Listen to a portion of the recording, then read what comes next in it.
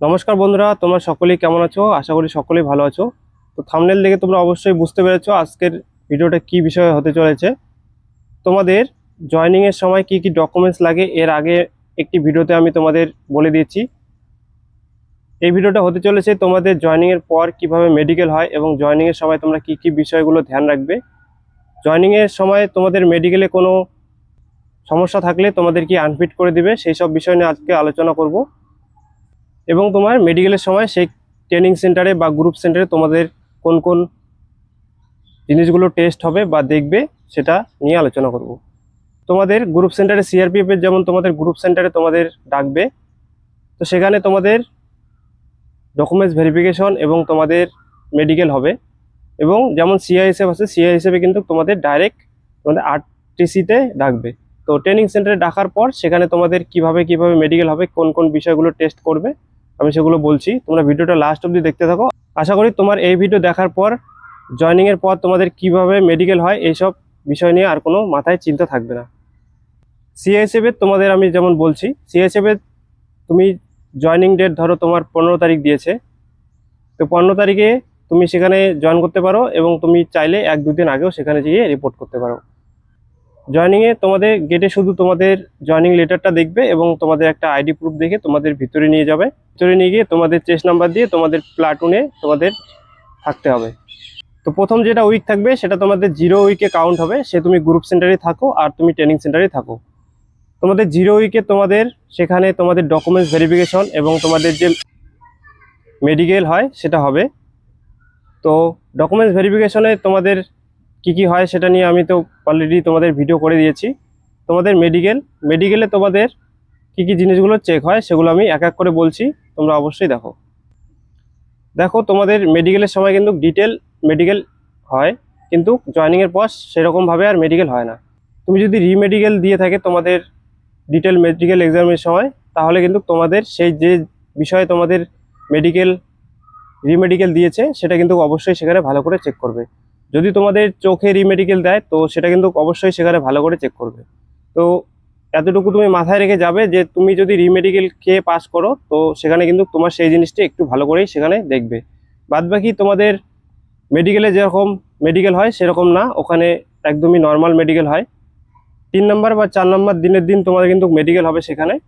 তো সেখান থেকে তোমাদের সেখানেই হসপিটাল থাকবে ট্রেনিং সেন্টারের ভিতরেই, সেখানেই তোমাদের নিয়ে যাবে। সেখানে প্রথমে তো তোমাদের হবে ব্লাড টেস্ট। ব্লাড টেস্টে কিন্তু যেমন তোমাদের মেডিকেলের সময় যেমন তোমাদের হিমোগ্লোবিন এসব জিনিস চেক করেছে, সেখানে কিন্তু এটা চেক করবে না, শুধু এটাই চেক করবে যে তোমাদের ব্লাড গ্রুপ কি আছে। বাস এতটুকুই তোমাদের ব্লাডে টেস্ট হবে। তারপর তোমাদের ওয়েটটা মাপবে। ওয়েট কিন্তু তোমাদের প্রতি সপ্তাহে বা 2 সপ্তাহ নাগাদ মাপতে থাকবে, তো সেটা নিয়ে কোনো চিন্তার বিষয় নেই। তোমাদের সেখানে ওয়েটটা মাপবে এবং সব সেন্টারে তোমাদের হাইটটা মাপে না, কোনো কোনো সেন্টারে চাইলে তোমার হাইটটা মাপতে পারে। এরপর তোমার মেনলি যেটা দেখবে সেটা হচ্ছে তোমাদের চোখটা এবং তোমাদের এতদিন তোমার যে হইলো, মনে করো যে তোমাদের ধরো 1 মাস পর তোমাদের জয়েনিং হচ্ছে মেডিকেলের পর, তো 1 মাসে তোমার কোনো কিছু হাত পা ভেঙেছে কিনা এসব জিনিস তোমাদের একটু ভালো করে দেখবে। তোমাদের সেসব নিয়ে কোনো চিন্তার কারণে যারা ফিট আছো তাদের কোনো সমস্যা নেই। যদি কারো হাত পা ভেঙে যায় তাদের কিন্তু একটু সমস্যা হতে পারে। তো যাদের জয়েনিং আছে বা যারা ভালো নাম্বার পেয়েছো তোমরা অবশ্যই এখন কিন্তু ভালো করে থাকো। তোমরা পারলে পরে কয়েকদিন একটু বাইক টাইক চড়া থেকে একটু দূরে থাকো, কারণ জয়েনিংয়ে কিন্তু তোমাদের হাত পা যদি ভেঙে যায় তাহলে কিন্তু খুব সমস্যা হবে। এরপর তোমাদের চোখ, চোখে তোমাদের দেখবে যে যেরকম তোমাদের মেডিকেলের সময় দেখেছিল সেরকমই দেখবে। তোমাদের 6/6, 6/9। তোমাদের যদি বাঁ হাত মাস্টার হ্যান্ড হয় সেটা কিন্তু 6/6 হতে হবে, এবং তোমাদের আলাদা যেটা আছে সেটা 6/9 হলেও কোনো সমস্যা নেই। তারপর তোমাদের পাইলস দেখবে, পাইলসটি চেক করা হয় সেখানে।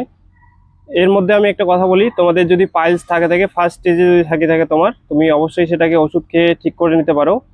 যদি কারো একটু বেশি হয়ে যায়, সেকেন্ড স্টেজ বা থার্ড স্টেজ হয়ে যায়, তো তুমি অবশ্যই সেটাকে কিন্তু ঠিক করার ব্যবস্থা করো, না হলে কিন্তু তোমাদের সেখানে গিয়ে খাওয়া দাওয়ার একটু সমস্যা হবে বা খাওয়া দাওয়া একদমই আলাদা হয়ে যাবে, তো সেখানে তোমার সমস্যা হতে পারে। তুমি এখনই সেটা ট্রিটমেন্ট করাও, এখনো যথেষ্ট সময় আছে। আরেকটা পয়েন্ট যেটা হয় সেটা তোমার হচ্ছিল ওয়েট যেহেতু মাপে তোমাদের, সেখানে তোমাদের আন্ডারওয়েট ওভারওয়েট হতে পারে। যাদের ওভারওয়েট আছে তাদের কোনো সেরকম কোনো সমস্যা হয় না সেখানে।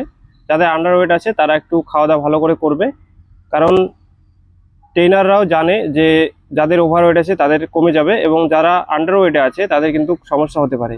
কেননা তোমাদের ট্রেনিংয়ে সবারই প্রায় যে শরীর থাকে সেটা কেটে যায়, তো সেখানে পরিশ্রম যেহেতু অনেক হয়, তো সেই কারণে ওভারওয়েটের কোনো সমস্যা নেই। যাদের একটু আন্ডারওয়েট আছে, 1-2 কেজি কম আছে, তারা অবশ্যই তোমাদের ওয়েটটাকে মেনটেন করবে।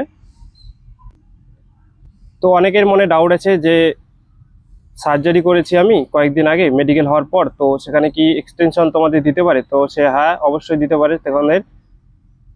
তোমাদের জয়েনিং এক্সটেনশন তোমাদের 6 মাস অবধি দিতে পারে। 6 মাসের মধ্যে তোমাদের যদি ঠিক হয়ে তুমি রিপোর্ট করতে পারো তাহলে অবশ্যই সেখানে কোনো সমস্যা হবে না। তো জয়েনিং লেটার জারি হওয়ার তোমাদের পর 6 মাস পর্যন্ত তোমাদের এক্সটেনশন তোমরা নিতে পারো। তার জন্য অনেক ক্রাইটেরিয়া পূরণ করতে হয়, তো সেগুলো তোমরা যদি করো তাহলে তুমি তখন বুঝতে পারবে, কিন্তু 6 মাস অবধি তোমাদের এক্সটেনশন দেওয়া হয়। এবং মোস্ট ইম্পর্টেন্ট যেটা কথা হচ্ছে, তোমাদের যদি কেউ যদি সার্জারি করে থাকো, যেরকম চোখের সার্জারি যদি কেউ লেসিক লেজার করে থাকো, কন্ট্রা করে থাকো, তো সেটা কিন্তু তুমি ট্রেনিং সেন্টারে গিয়ে তোমাদের বন্ধু বান্ধব হোক বা বাডি হোক, যে কেউকে কিন্তু বলবে না। তোমাদের প্লাটুনের কথা কিভাবে তোমাদের ট্রেনারের কাছে বা সিনিয়রের কাছে চলে যাবে তোমরা কিন্তু বুঝতে পারবে না। তো তোমরা যদি সেরকম কিছু করে থাকো, কেউ যদি কালার ব্লাইন্ডনেসে তোমার যদি মুখস্থ করে পাস করে থাকো প্লেট, তো সেটা কিন্তু তুমি গিয়ে সেখানে বলবে না, তাহলে কিন্তু তোমাদের পরবর্তীতে তোমাদের সমস্যা হতে পারে। এবং সেখান থেকেই তোমাদের মেডিকেল বোর্ডও গঠন হয়। তোমাদের মেডিকেল বোর্ডে যদি তোমাদের সমস্যা হয় তাহলে কিন্তু তোমাদের জন্য মেডিকেল বোর্ড গঠন করবে এবং তোমাদের পুনরায় আবার মেডিকেল হবে। তো সেটা তুমি ধ্যান রাখবে। এবং আরেকটি কথা আমি বলতে ভুলে গেছি, তোমাদের সিআইএসএফ এবং সিআরপিএফে কিন্তু কালার ব্লাইন্ডনেস টেস্ট হয়, এই দুটো ফোর্সেই হয়। আর অন্যান্য ফোর্সে তোমাদের কালার ব্লাইন্ডনেস যেটা আছে সেটা টেস্ট হয় না। তোমরা যদি কালার ব্লাইন্ডনেস তোমার যদি মুখস্থ করে তোমরা পাস করে থাকো, তোমাদের সিআইএসএফে বা সিআরপিএফে কিন্তু সমস্যার সম্মুখীন হতে পারো। এবং তোমাদের মেডিকেল গাইডলাইনে কিন্তু বলা আছে, তুমি যদি কালার ব্লাইন্ডনেসে তুমি যদি সার্ভিস অবস্থায় যদি তোমাকে পায় যে কালার ব্লাইন্ডনেস আছে তোমার, তাহলে কিন্তু তোমাদের সেখান থেকে তোমাদের রিজেক্ট করে দিতে পারে। বাদ বাকি অন্য অন্য ফোর্সে তোমাদের কালার ব্লাইন্ডনেস টেস্ট হয় না। তো এইভাবেই তোমাদের নর্মালি তোমাদের মেডিকেল হয় জয়েনিংয়ের পর। চিন্তার কোনো কারণ নেই, তোমাদের যদি হাত পা কোনো কিছু না ভাঙা থাকে তো সেরকম কোনো সমস্যা হবে না। আর সেরকম কোনো সমস্যা না হওয়ারই কথা, কারণ এখন 1 মাস 2 মাসের মধ্যে তোমাদের জয়েনিং হয়। যখন এর আগে এক বছর বা 2 বছর লেগে যেত করোনার সময়, তখন কিন্তু তোমাদের সমস্যা হতো যে তোমাদের 1 বছর পর যেহেতু জয়েনিং হয়েছিল, তো সেই সময়টাতে তোমাদের যখন জয়েনিং হয়েছিল তারপরে কিন্তু একটু ভালো করে মেডিকেল করেছিল। তো এখন সেরকম কোনো আর সমস্যা হয় না, এখন জয়েনিংয়ের পর নর্মালি মেডিকেল হয়। তবুও তোমরা ধ্যান রাখবে যে তোমরা এখন একটু সেফলি থাকার। তো ভিডিওটা ভালো লাগলে অবশ্যই একটা লাইক করে দিও। দেখা হচ্ছে পরের ভিডিওতে।